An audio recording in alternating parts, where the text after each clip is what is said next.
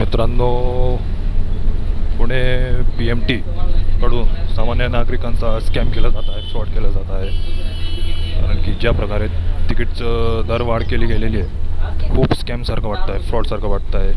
की सपोज तुम्हाला एका स्टॉपवर उतरायचं आहे, तर ती जी तिकीट मशीन असते कंडक्टरच्या हातात, त्यात तो स्टॉपच काढून घेतलेला गेलेला आहे. आणि त्यांच्याकडून असे फिक्स ठरलेले, सपोज करा की तुमच्या आधी तिकीट मशीनमध्ये 10 स्टॉप दिसायचे, तर त्यातनं 4 स्टॉप काढून घेतले गेलेले आणि मोठे मोठे महत्त्वाचे 5 स्टॉप ठेवलेले गेलेले. तुम्ही कुठे उतरा आणि कुठेही चढा, तुम्हाला ते जे फिक्स स्टॉप आहे, जे तिकीट मशीनमध्ये 4-5 स्टॉप दिसतात त्यानुसारच तुम्हाला तिकीट घ्यावं लागेल. तर हा एक फ्रॉड केला जात आहे PMTकडून, आणि PMTने लवकरच याला मागे घेतला पाहिजे. ही जी तिकीट दरवाढ केली गेली आहे खूप चुकीची आहे आणि खूप सामान्य नागरिकाला फटका बसतो आहे.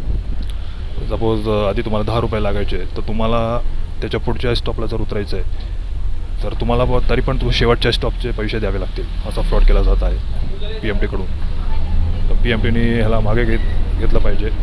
सपोज करा तुम्हाला पुणे स्टेशनहून शिवाजीनगरला उतरायचं आहे, तर शिवाजीनगर जे 10 रुपये होत होते आधी, तर तुम्हाला त्याच्या पुढच्या स्टॉपचे जर 15 रुपये होत असतील, तुम्हाला उतरायचंच नाही त्या स्टॉपला, तरी तुम्हाला 15 रुपये द्यावे लागतील. असा फ्रॉड केला गेलेला आहे PMTकडून, PMPMLकडून.